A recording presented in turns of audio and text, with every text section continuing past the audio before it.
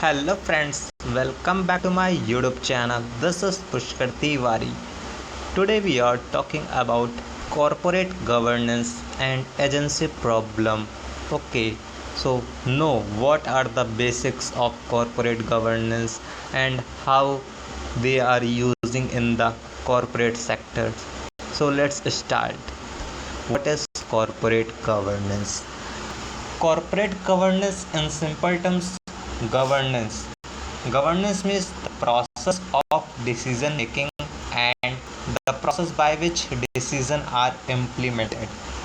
Governance का मतलब simple सा होता है कि कैसे हम लोग डिसीजन ले रहे हैं, कैसे डिसीजन को इम्प्लीमेंट किया जा रहा है. फॉर एग्जांपल, जब हम लोग कोई भी स्ट्रेटजी बनाते हैं तो स्ट्रेटजी से पहले हमको देखना रहता है कि वो स्ट्रेटजी कैसे इम्प्लीमेंट की जाएगी. स्ट्रेटजी को हम लोग एनालाइज करते हैं, इंटरनल एनवायरनमेंट एक्सटर्नल एनवायरनमेंट को एनालाइज करने के बाद ही तो हमको स्ट्रेटजी इम्प्लीमेंट करनी पड़ती है. तो इसका पूरा प्रोसेस फॉलो करना पड़ता है स्ट्रेटेजिक डिसीजन लेने में या फिर स्ट्रेटजी को इम्प्लीमेंट करने में. इसी तरीके से कंपनी के अंदर में, कॉर्पोरेट के अंदर में कुछ गवर्नेंस चीज़ें होती हैं कि रूल्स एंड रेगुलेशंस को फॉलो करने के लिए कुछ प्रोसेस होते हैं और उन प्रोसेस को इम्प्लीमेंट कैसे किया जा रहा है. वहाँ पर कुछ न कुछ एथिक्स होते हैं, ट्रांसपेरेंसी यानी कि सब कुछ सारे ट्रांजैक्शन ओपनली किए जा रहे हैं, हर एक ट्रांजैक्शन को रिपोर्ट किया जा रहा है, प्रॉपर ऑडिट कराया जा रहा है. तो ये सब क्या है, ये सब गवर्नेंस का एक पार्ट हो रहा है, यानी कि कंट्रोलिंग हो रही है वहाँ पर. ऐसा नहीं है कि वहाँ पर कोई भी कंपनी का पैसा चोरी हो रहा है या फिर कंपनी की बिल्डिंग को तोड़ फोड़ हो रही है. वहाँ पर प्रॉपर एथिक्स का फॉलो किया जा रहा है और जितने भी एथिक्स बनाए गए हैं एम्प्लॉय से रिलेटेड या फिर टॉप लेवल एम्प्लॉय से रिलेटेड, कंपनी के कुछ इंटरनल गाइडलाइंस हो गई हैं, तो वो सब बनाए जाते हैं. वो सब गवर्नेंस के एक पार्ट होते हैं. ठीक, तो the process of decision making and the process by which decision are implemented. Thus, governance related to the large business is called corporate governance. तो गवर्नेंस अगर हम लोग लार्ज बिजनेस की बात करते हैं, जहाँ पर जब गवर्नेंस होता है तो उसको हम लोग कॉर्पोरेट गवर्नेंस बोलते हैं. Firm are social entities and have certain social obligations. तो फर्म क्या एक सोशल एंटिटीज़ है, वो पब्लिक से पैसे लेती है और पब्लिक के वेलफेयर के लिए भी कुछ ना कुछ काम करती है. और फर्म क्या है, प्रॉफिट भी जनरेट करती है पैसे से. फिर कुछ ना कुछ सर्टेन सोशल ऑब्लिगेशंस होते हैं सोसाइटी के प्रति, जैसे CSR वगैरह हो गया. तो इससे भी रिलेटेड हमको गवर्नेंस ज़रूरी होता है. Firm needs coordination between many group of people known as stakeholders. Firm क्या है, उस कोऑर्डिनेट करती है कई सारे ग्रुप्स ऑफ पीपल से, उनको हम लोग स्टेक होल्डर्स बोलते हैं. अभी स्टेक होल्डर्स कौन होते हैं, जिनका बिजनेस में इंटरेस्ट होता है, जैसे क्रेडिटर्स हो गए, ट्रेड रिसीवेबल्स हो गया, ट्रेड पेबल्स हो गए, इनका इंटरेस्ट होता है. या फिर इन्वेस्टर्स हो गए, डिवेंचर होल्डर्स हो गए, इनका इंटरेस्ट है बिज़नेस के साथ में. ये सर्टेन ग्रुप्स ऑफ पीपल ही हैं. ठीक, तो इनके साथ में क्या है, कोऑर्डिनेट करना पड़ता है. तो यहाँ पर भी हमको गवर्नेंस का ज़रूरत पड़ेगा सबके साथ में. Stakeholders are the owner. Stakeholders owners भी होते हैं, मैनेजर भी हो गए, वर्कर हो गया, हमारे सप्लायर हो गए, क्रेडिटर हो गया, कस्टमर हो गए, कॉम्पिटिटर हो गए, गवर्नमेंट हो गया, even the society at the large. तो ये सब स्टेक होल्डर्स होते हैं कंपनी के अंदर में. तो इन सबको नाम को पता होना चाहिए कि हमारे स्टेक होल्डर्स कौन है. स्टेक होल्डर्स का जानना ज़रूरी होता है कि कितने लोग आते हैं कॉर्पोरेट से रिलेटेड, जितने भी स्टेक होल्डर हो गए. तो इन सब का स्टेक्स होता है वेरियस स्टेक होल्डर्स में. जैसे ओनर हो गए, ओनर को क्या मिलता है, ओनर को हमको प्रॉफिट देना पड़ता है. Owners share of the profit. Owner को क्या मिलता है, प्रॉफिट मिलता है. मैनेजर को क्या मिलता है, मैनेजर को सैलरी दी जाती है. वर्कर को वेजेस मिलता है, वर्कर काम करते हैं तो उसके बदले वो दिहाड़ी में वेजेस मिलता है. सप्लायर क्या है, सप्लायर को हम लोग पैसे देते हैं. कंपनी क्या करती है, सप्लायर को पेमेंट करती है, जो भी इनपुट्स वो हमको देते हैं फर्म को. कस्टमर को गुड क्वालिटी प्रोडक्ट चाहिए होता है एक रीज़नेबल प्राइस पे. ठीक, तो कस्टमर को क्या चाहिए होता है? गुड क्वालिटी प्रोडक्ट एक रीज़नेबल प्राइस पे। क्रेडिटर को क्या चाहिए होता है? क्रेडिटर को लोन चाहिए होता है, उसको रिपे यानी कि want their loans to be repay in the time. देखो, क्रेडिटर ने अपने पैसे फर्म को दे रखे हुए हैं, तो क्रेडिटर चाहता है कि उसका पैसा टाइम से वापस हो जाए, तो क्रेडिटर का भी इंटरेस्ट हो गया। कॉम्पिटिटर क्या चाहते हैं? कॉम्पिटिटर चाहते हैं फेयर कंपटीशन हो मार्केट प्लेस पे, यानी कि अनफेयर कंपटीशन तो नहीं, फेयर कंपटीशन कराना पड़ेगा। ये नहीं है कि प्राइसेस जानबूझ के ज़्यादा बढ़ा दे रहे हैं कंपटीटर को नीचे गिराने के लिए, तो वो चीज़ ठीक नहीं, वो चीज़ अनफेयर में आ जाती है। तो आपको फेयर कंपटीशन करना है, ठीक है। फिर government want to firm to declare the true earnings and pay appropriate taxes. Government चाहती है कि कंपनी फर्म अपना ट्रू प्रॉफिट बताए गवर्नमेंट को, ना कि फेक प्रॉफिट, ट्रू प्रॉफिट बताए और गवर्नमेंट को टैक्स सही से दे, ठीक है। अप्रोप्रिएट टैक्स देना पड़ेगा गवर्नमेंट को, तो गवर्नमेंट भी चाहती है ट्रू प्रॉफिट दिखाओ अपनी कंपनी का और टैक्स हमको पे करो। गुड कॉरपोरेट गवर्नेंस क्या क्या बोलता है? तो गुड कॉरपोरेट गवर्नेंस बोलता है कि फर्म में कि आपको गोल एफिशिएंटली परस्यू करने हैं, अपना गोल एफिशिएंटली कार्यकुशलता के साथ में ईजिली परस्यू करने हैं। At the same time take into the account the harm that it is causing to some stakeholder and try to ensure that loser are adequately compensated. तो कहने का मतलब होता है कि कुछ स्टेक होल्डर्स होते हैं जहां पर उनको एडिक्वेटली कंपनसेट करना पड़ता है। कहने का मतलब होता है कभी कभी कुछ स्टेक होल्डर्स होते हैं जिनको कुछ ना कुछ हार्म हो जाता है, कोई भी अकाउंट की वजह से या फिर कुछ फ्रॉड हो गया, तो इसकी वजह से स्टेक होल्डर को नुकसान पहुंचना पड़ता है। तो कंपनी की जिम्मेदारी है कि उन स्टेक होल्डर्स को एडिक्वेटली कंपनसेट किया जाए। तो इससे भी गवर्नेंस बनी रहती है कंपनी के अंदर में। लोगों को लगता है कि यहाँ पर लोगों को मतलब जितने भी कस्टमर्स हो गए उनको लगेगा कि भाई कंपनी एडिक्वेटली कंपनसेट कर रही है गलती होने पे, ना कि भाग जा रही है, ठीक है। तो इससे कॉर्पोरेट गवर्नेंस दिखता है कंपनी के अंदर में, अकाउंटेबिलिटी दिखती है, मतलब स्टेक होल्डर्स को लेकर के जवाबदेही देती है, ठीक है। तो ये हो गया हमारा good corporate governance. Good corporate governance goal efficiently दिया जा रहा है, कोई भी स्टेक होल्डर को अगर हार्म हो रहा है तो उसको एडिक्वेटली कंपनसेट भी किया जाता है। फिर corporate form of business raises large capital from the public. Corporate business क्या करते हैं? पब्लिक से लार्ज कैपिटल रेज करते हैं, यानी कि पब्लिक से लार्ज कैपिटल उठवाते हैं पैसे। Therefore, there are millions of shareholders contributing the small capital. तो पब्लिक में मार्केट में बिलियंस ऑफ शेयर होल्डर्स हैं जो कि स्मॉल कैपिटल को कंट्रीब्यूट करते हैं। Since contribution of shareholder is small, और शेयर होल्डर कंट्रीब्यूशन होता है वो छोटा पार्ट होता है, but it is not practically possible for shareholder to run the day to day management of business.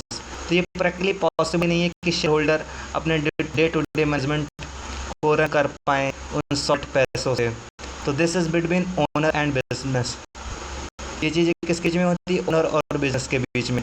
Corporate form of business introduce new entity called management. Corporate form of business ने क्या नया entity introduce किया जिसको हम लोग management की जिसको हम लोग मैनेजमेंट बोलते हैं।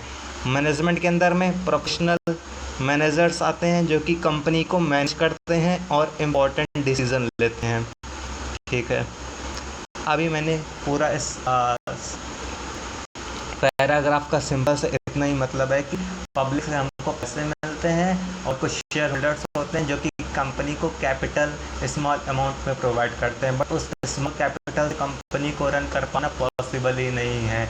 और वो शेयर होल्डर्स हैं वो कंपनी को मैनेज कर पाना, सारे शेयर होल्डर के द्वारा मैनेज कर पाना पॉसिबल ही नहीं है, क्योंकि यहाँ पर बहुत सारे ओनर्स होते हैं। इस वजह से कंपनी ने corporate business form of entity ने एक नया एंटिटी बोला जिसको हम लोग मैनेजमेंट बोलते हैं। उस मैनेजमेंट के अंदर में प्रोफेशनल मैनेजर्स आते हैं। उस प्रोफेशनल मैनेजर क्या करते हैं? कंपनी को मैनेज करते हैं, एफिशिएंटली कंपनी को चलाते हैं। और यहाँ पर कंपनी और किसके बीच में, मैनेजमेंट के बीच में क्या रहता है, एक रिलेशनशिप बनता है।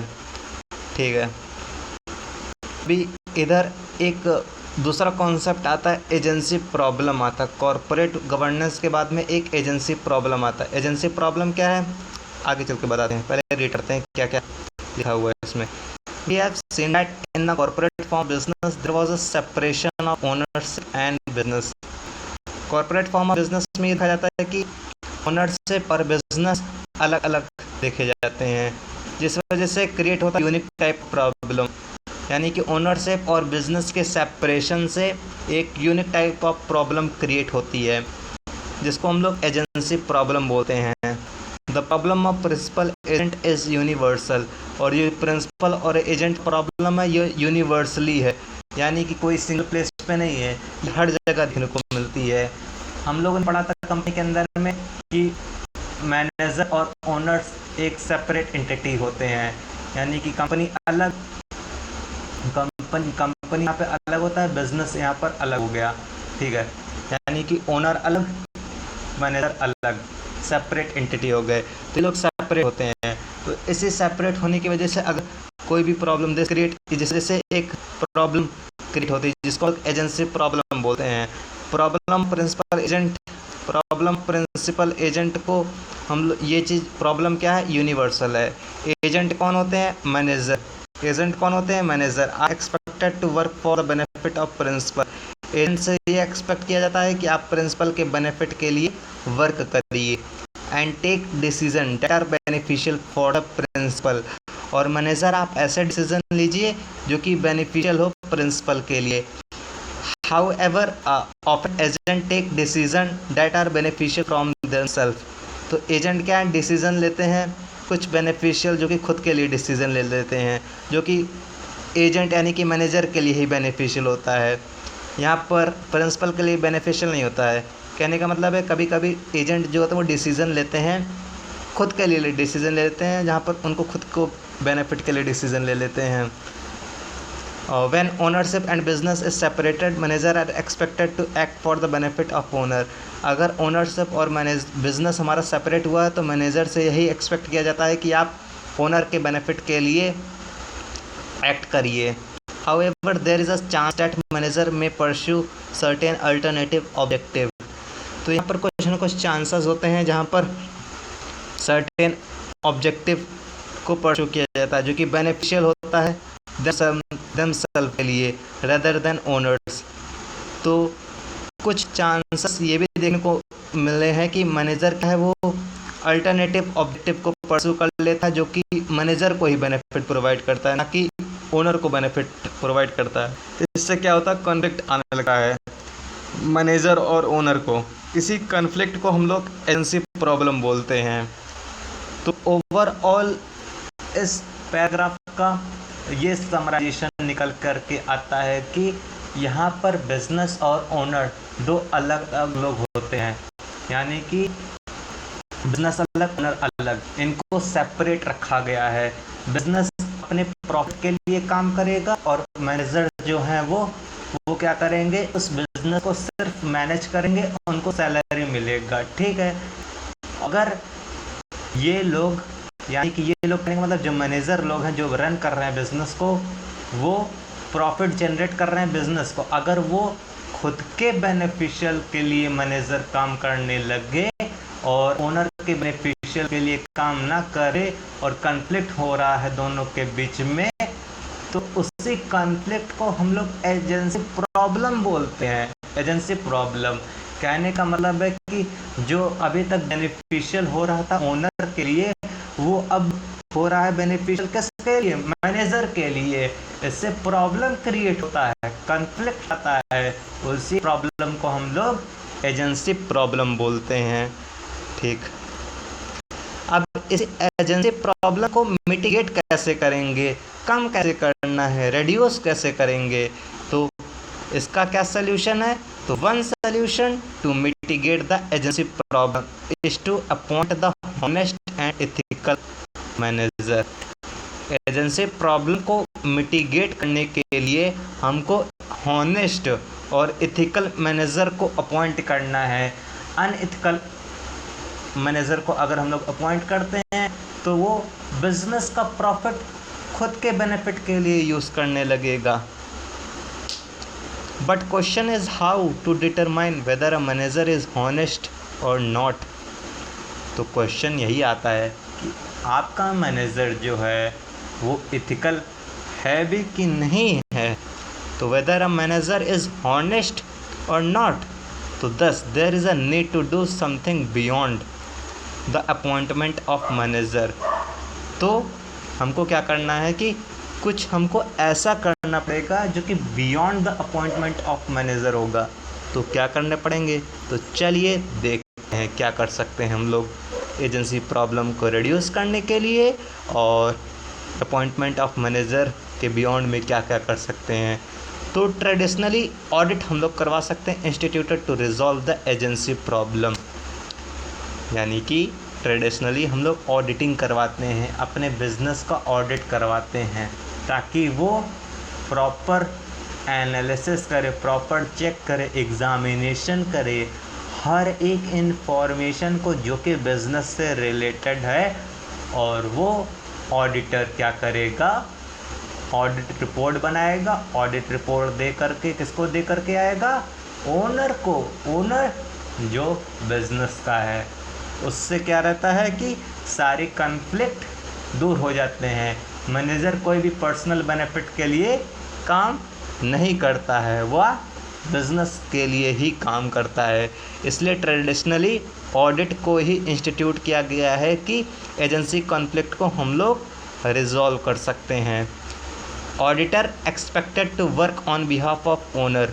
ऑडिटर क्या है, ऑडिटर से यह एक्सपेक्ट किया जाता है कि आप ओनर के बिहाफ पर काम करिए, आप एग्ज़ामिन करिए conduct of business run by the manager, यानी कि जो मैनेजर बिज़नेस को रन कर रहा है, कंडक्ट कर रहा है, उन सारे प्रोसेस को आप एग्ज़ामिनेशन करिए।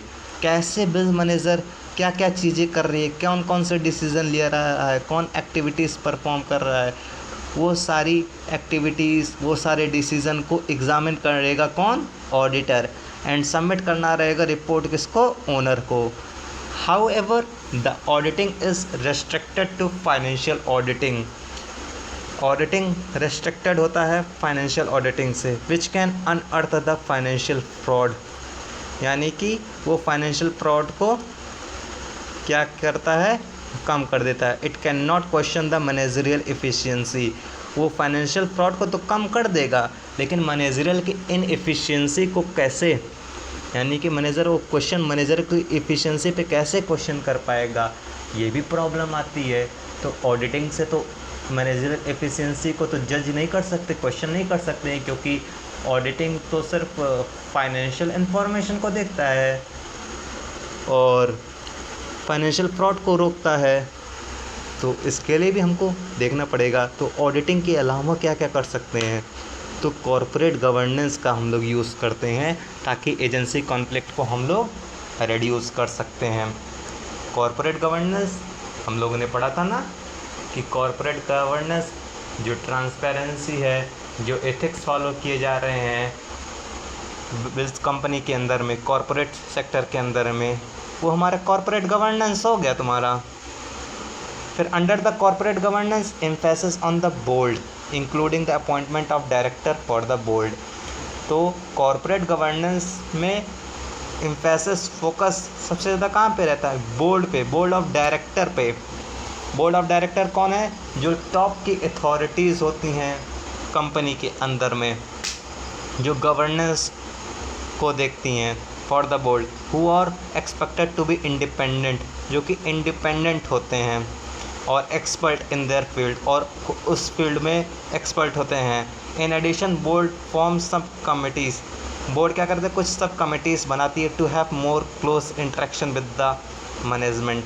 तो बोर्ड क्या है, सब कमिटीज़ बना करके रखती है जिसका क्लोज इंटरेक्शन होता है मैनेजमेंट के साथ में, ठीक। तो ओवरऑल एजेंसी प्रॉब्लम को दो तरीके से मिटिगेट किया जा सकता है।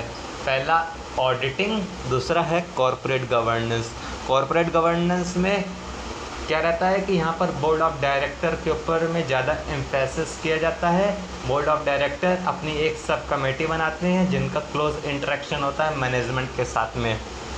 तो कॉरपोरेट गवर्नेंस से भी हम लोग एजेंसी प्रॉब्लम को मिटिगेट कर सकते हैं। I hope you are like my video. Please subscribe my channel. Okay, thank you.